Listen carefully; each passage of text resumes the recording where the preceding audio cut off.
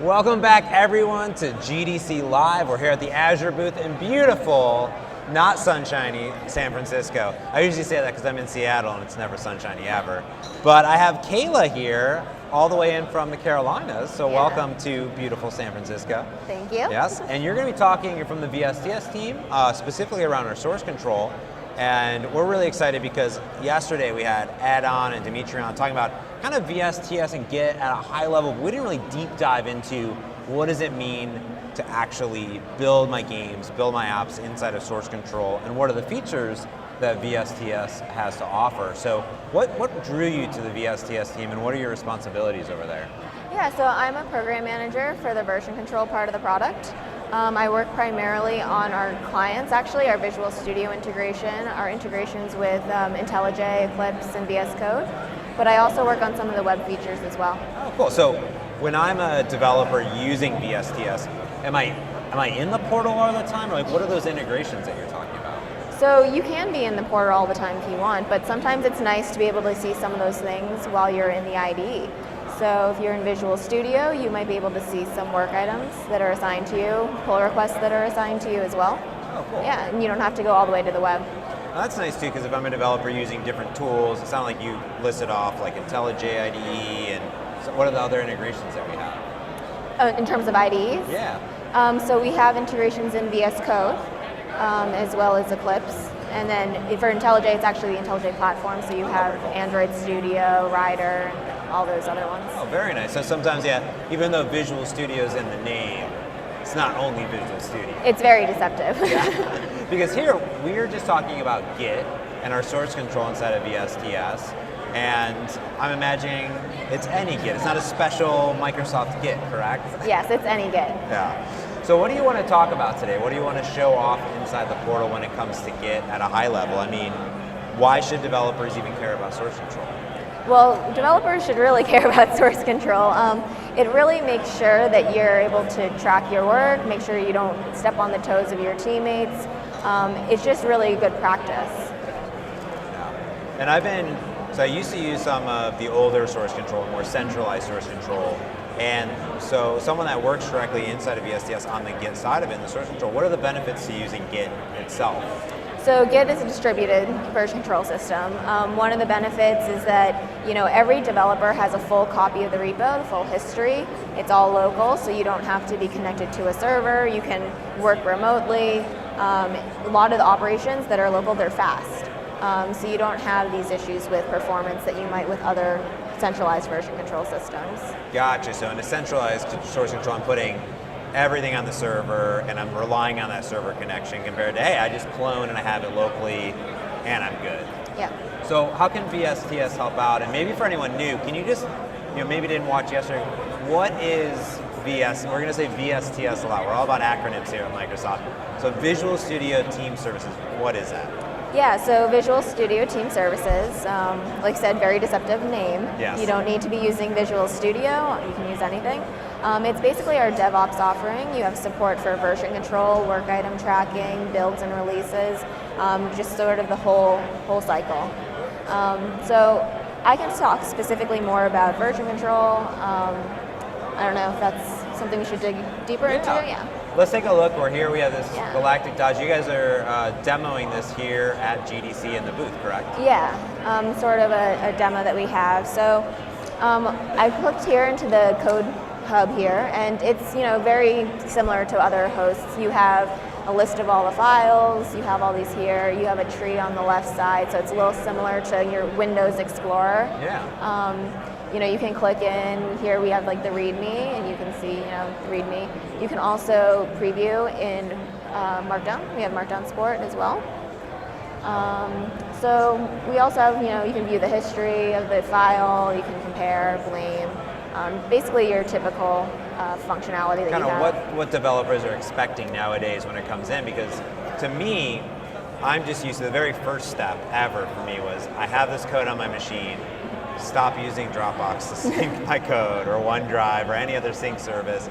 You could do that, but at the same time, what's the history or what it is? And here we can actually see who updated it, when it happened, and what PRs it was associated with as well, it seems like. So for a high level, it seems like once I get that into Git, then I get all these great benefits from it. Yes. Is that kind of the Yeah. goal of it in general? Exactly. Got it. So what is a compare and what is a blame? I always see blame all the time. So blame basically tells you who touched the code last.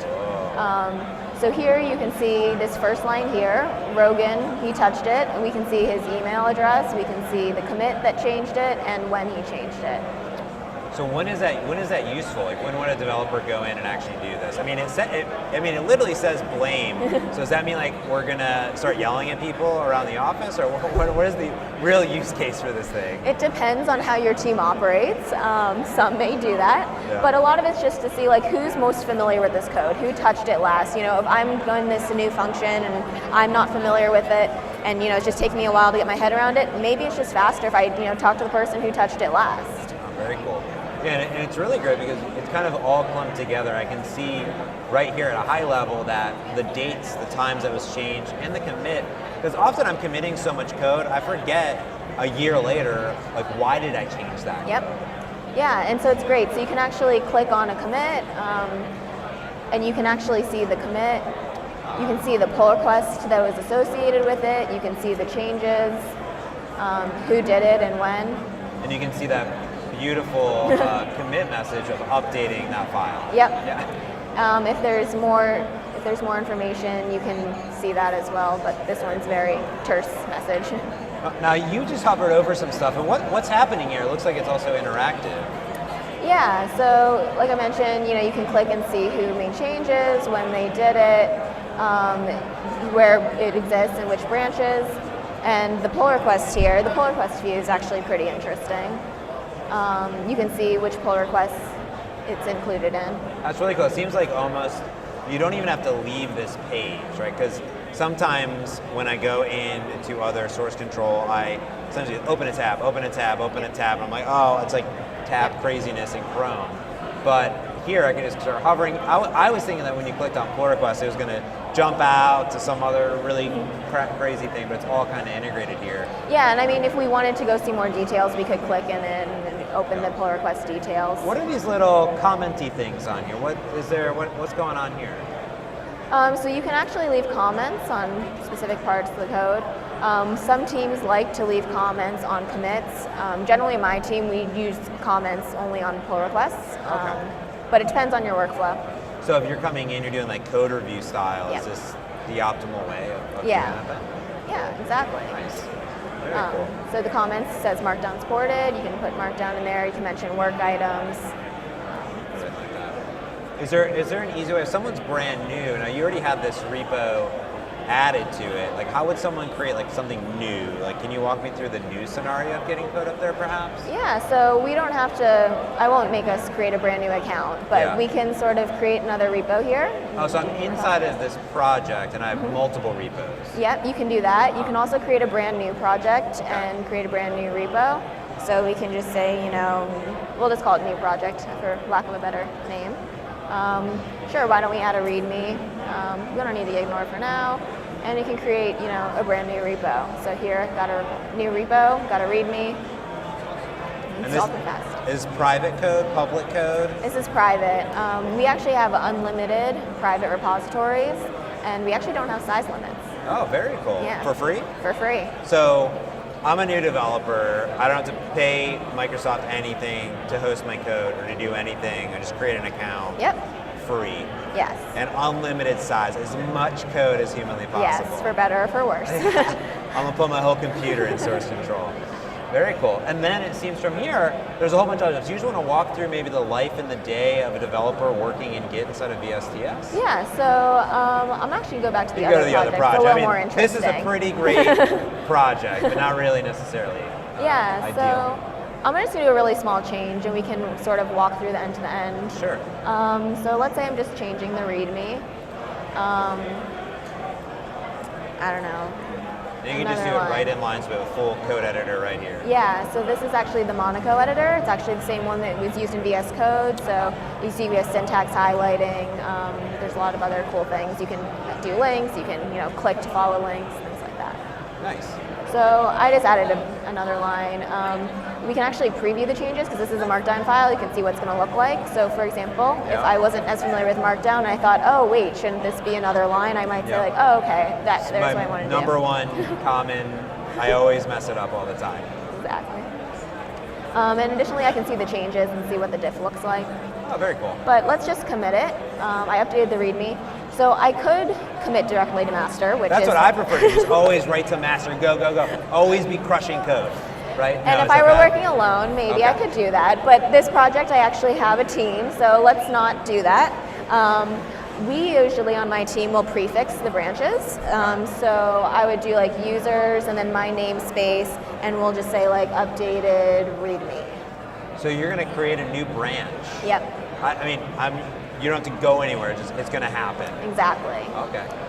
If we had a work item for this, which we don't, but I could add one as well. You can see there's different work items here. So maybe I'm just starting work for a brand new feature and I said, okay, I want these to be associated. Yeah. I can do that right here. And if you go visit the work item later, it'll see the branch. So kind of some traceability between the code. I'm so used to, oh, I have to remember number 42 magically is the thing that I'm working on today, and that'll somehow align when I fix it. And if I remember to use fixes or fix, not fixed, but some magical term. Yeah. So if I'm working on this and it's a feature or a task, when it pulls in, does it essentially know how to open and close things, or how does that work? Yeah, so actually, why don't we just assign... Do it. We'll do it. We'll say it's an accessibility feature, I like even that. though it's not. To me, it's an accessibility README feature. Yeah. We can also create a pull request right here too. Oh, cool. So let's do that. I'm not making any other changes. I like that because sometimes on our team, how we work on a lot of our projects is we say, create the pull request as fast as possible so people know, because we're working open source often, but just so the team knows that you're working on that thing. Obviously if you're working with our work item, you may have that traceability, but sometimes I work off of what are the active pull requests so I don't start new work. So you can just one click do it. Yeah. So here we see my branch. It's going into master. We got the title, description. I can add reviewers here. So let's say I want, Rogan to take a look at that. I can add him, and you can see I can add more work items, or if it's already got that one added here. You can review the files and the commits as well, and I can just create it. That's nice. I mean, there's a lot of rich functionality happening right there. I don't know if people even really understood what actually just happened. This is amazing. Yeah. Not only are you seeing. Can you walk through what am I seeing here? This is bananas. Yeah, so there's a lot of things going on right here.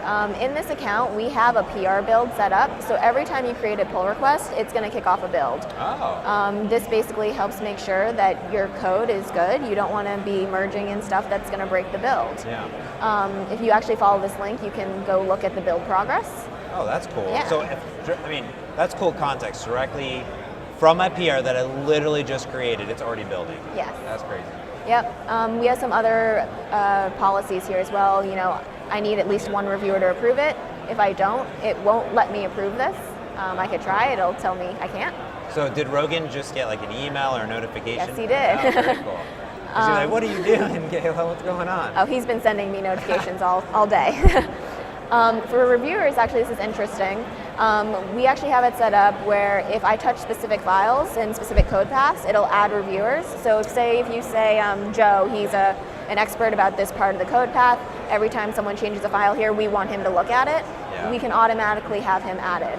That's really cool because often onboarding new developers onto a project, it's good to say, oh, I was working on the AI, and now someone new come on the team, they tweak some code, like, oh, I'm going to go add James on because he's the AI. I'm not the AI person, but if I was, in my mind, then we could do that. What else is this? Is labels and other stuff? Yeah, so labels, you can label with a bunch of different things. So here, there's a few that we've already used. So like critical, so maybe if you were looking through pull requests, you say, oh, this one's labeled critical. Maybe I should look at that one first. Got it. You can also say work in progress, so people know hey, this isn't final, just take a look at it. Yeah, so then we have a whole feed here where you can add comments. You can see the files, updates. We even have a conflicts extension as well. What's conflict? What does that mean? Yeah, so if there's a conflict between the changes I have here and the ones that would basically be introduced when I were to merge the pull request, it'll notify me, hey, you have conflicts that are going to prevent you from merging. Oh, got it. This extension, it lets me resolve very easy conflicts.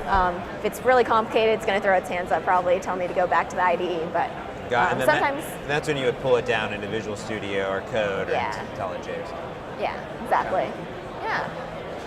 And then, essentially, how does your team work on this? Like, what is the day in the life of a PR on the VSTS team? Because you're building VSTS, which is built inside of VSTS. It's a little bit of inception, right? It is, which is really cool. So how would your team work here, essentially?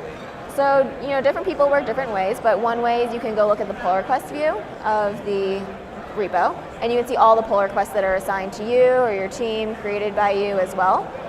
So, for example, here I can see that Rogan has a pull request, and I might say, oh, like there's new things since I last looked at it. So I can see there's this little blue dot here, it tells me there's new stuff. It just says it's a new pull request. So I could look at it. I might look at some of the changes. So you can see here his PR build is expired. But here actually he's left a comment. He said, hey, look at this user story. I might come in and say like, I don't like it with the markdown at this level. This is terrible. Like, yes, we can say that. This is terrible. With a smiley face, so he doesn't feel too bad. And it even shows the little emoji in line. Yeah. Which is cool. Yeah, so you do get a preview. So like I said, there's markdown support, so like I can see what it's gonna look like down here. Oh, that's nice. And we also give you some little hints too, like if you want to do italics or a link, you can sort of get the help there. In case you're not a markdown expert. Exactly. So I can reply. I can also, I can make, oops, sorry, it's a little big here. I can make edits to the comment here. I can change them, go back if I decide, I don't want that. When Rogan goes through, after he sees that I told him it's terrible, he might write a reply. Yeah. He might just decide to resolve it and say, that's feedback. I'm not going to do anything about it. Yeah. And if he resolves it, he can see that all his comments are resolved. That's cool. And that's actually one of the policies we have here. So he's not allowed to merge it if there are comments that haven't been addressed. Oh, that's really nice because often, a lot of times when I'm doing a PR, there's a plethora of conversation. Is that API correct? Is that implementation correct? Should we even be doing this? I mean, these are sometimes that are in there, and a lot of times I never know exactly how to resolve them. And it seems like VSTS has that all kind of built in to do it. Especially, and that to me it really helps teams that are collaborative because often it is sometimes one developer. I'm just working on it, but it's good for me to have a debate with myself, I guess, on it. But for teams, it seems really great. Yeah, and the debate with yourself is good too, because like I said, the PR still exists. When we were looking at the commit earlier, you can go click that PR and see all the comments and conversations, comments you might have left for yourself. Very cool. You can imagine in a bigger PR when there's a lot more files, you might want to filter by the different comments. Oh, here are all of them. Here's only the ones that are active. I don't need to see the ones that we resolved. It just helps you focus your review. Got it. So now that we have the PR, we'll pretend it's the best thing ever. You can approve it. It gets merged in. Now we're in master. It's good. Now, what if I'm someone brand new though? I'm coming in and I don't know anything about the source code. And I'm looking for something. Can VSTS integration kind of help me find stuff in the code? Like, there's some searchability, or is it just here's a bunch of files, go figure it out? Yeah, there's definitely some searchability. So there's actually a code search extension. So we have that installed here. It's free. Anyone can install it. So we could search anything. I don't know. What do you want to search? I don't know. Let's search for a file, perhaps? Sure. Well, so like we said, we have the README, so we could search for that, and it could pull that up. Additionally, if we were in the files view as we were before, we could do that as well. So here you can see, here's the README. We actually have one in the other project that we created before, so this searches across all of your projects. Oh, that's nice. So it's not just the single repo, it's the entire project. Yeah, and if you want it only in your repo, we could go directly to that repo. We can go to the files view and we could say, okay, let's search for, the README here, and you can see it's matching everything with RE and saying, oh, maybe you're looking for some of these other things. We could go dig in further. We can also just use this to navigate and go back, sort of a breadcrumb up there. Very cool. Now, if I see something, if I want to get this code on my machine, like what's some best practices there? I saw that we created a branch earlier, but are there other ways of getting it down on the machine easier? Or like, a lot of people like to fork projects and like what's some guidance there, and how can VSTS help? So it really depends on your workflow. If you're all just working with the same repo and you're not really in a forking workflow, you can just clone it. We have the URL here. We also support SSH if you want to use SSH as well. Or you can sort of clone it in your favorite IDE, Visual Studio, Android, as I was mentioning, Android Studio, and all these other ones as well. Yeah, because it's just a Git repo, right? Yep. So technically anyone can do it command line through any of these things, especially with the extensions, it's probably super easy. Yep. And really that's more managing the credentials part of it, because this is all private repos, so everything that you need. Yeah. But the other thing you mentioned was forking. So we do let you fork. You can fork into the project, create your own copy of the repo, and so then you can commit directly to master if you wanted without, worrying about stepping on the toes of your teammates. So here I can create a fork of it, and you've got the Galactic Dodge. We'll make a new fork. Let's only copy over the master branch. All right. And we're just going to create the fork. So now I'm essentially taking this project and pulling it into my own project. Yes. Correct. Interesting. And is it still associated now with that project, or is it a separate thing? Like, what just happened? So it's still associated with that project. The way to think of it, it's like a sort of a fork family. Got the it. original repo is the parent, and here's sort of a child fork of it. I see. So if your team wants to work with branches. If your team wants to work with forks. Exactly. If you're like my team, we never decided, so we got forks and branches, and who knows. Same with my team. Yeah. Like, do you have some guidance, or what is your personal opinion of forks versus branches? That's a good question. I think it really just depends on what's working for your team. Yes. Yeah, I don't think necessarily you should do one or the other. I think people do like the forking flow a lot, especially in the open source community. That's where the flow became popularized for the most part, right? You don't want people that you don't know working in your repo, so you tell them, go fork the repo, make some changes, and you can bring them back. But if you trust everyone on your team, it may be easier just to work in the same repo and just do branches, have branch policies, so you can protect that main branch, because you still kind of trust everyone. And so that's another way to work as well. Now, we saw earlier, kind of when we created the pull request, that there was some traceability there to some work items. Is the reverse though? Like, let's say I release version 2 of my game, and I want to go see what code is there some traceability in the release part of it that you're able to show? Yeah, so... I'm just asking you random, like everyone, there's unscripted, I'm just asking random questions. I have no idea Kayla has any of this set up, but of course she does. Well, we'll see if it's set up. Yeah. So here you can see a build that was completed.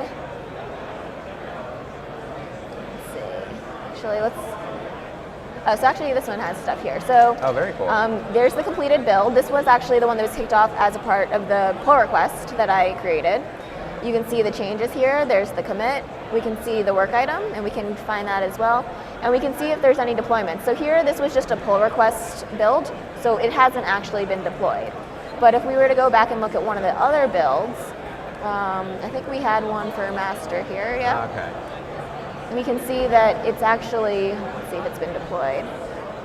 It has been deployed to the 3 different environments. So we have it to dev, blue, green, and production.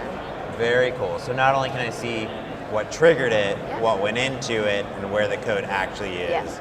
I think to me that's really powerful is now we're kind of tying the things together, right? Exactly. It's there. But if I don't have my code in VSTS, can I get it in VSTS? Like what's some kind of, what do I need to do? It's on my machine, or it's on GitHub, or it's on somewhere else. Can I get it in here easily somehow? Yeah, so if it's already on your machine, you can create a repo and you can push it up. Here we also have an import feature, so you can import it here. Oh, cool. Give it the URL, so if it's on GitHub, we even have an example here, GitHub/Microsoft. You can do that. In the event that you're still using TFVC and you want to start moving your stuff to Git, we actually allow you to migrate that as well. So you can migrate. So we talked a little bit about Team Foundation version control, and a lot of people are moving to Git, especially Microsoft too. We can talk about that here in the final few minutes. But this will actually migrate everything. Yeah, so it'll migrate sort of the tip that you have, and we let you migrate some history. We let you migrate up to 180 days. So that's pretty good. A lot of times people will still have their repo, their TFEC repo in the project as well, so they can still refer back to the history as they need to. And Ed was talking about, they're very different, so it's hard to even map it, but we probably try to do as much as we can. Yeah. That makes sense. Cool. Okay, so now that we've kind of seen, are there any other features you want to highlight? Anything I missed, that you missed, or what do you think? No, I think those are the main ones, yeah. We got the code in there. I love the traceability of it. I think that seems to be some of my favorite parts is, as a developer, I want to just crush code all the time, but at the same time, I know it's going to be deployed, whether it's a game, whether it's my back end, whether it's my website, and we can kind of tie this together. So how are we at Microsoft using it? You are literally on the VSTS team, and we mentioned that VSTS built itself. So what are kind of the pushes for Microsoft to go Git first? Yeah, so we really just want to move as much as we can onto a single engineering system. The community is moving to Git. There's a lot of resources out there. We kind of just want to be part of that. So we're moving a lot of our teams to Git as we can. I think you probably talked with Ed earlier about the Git virtual file system. So Windows, very big repo, couldn't move to vanilla Git, and so we made some changes to vanilla Git to make that work for them. But we really want everyone to be using Git as much as we can. Nice.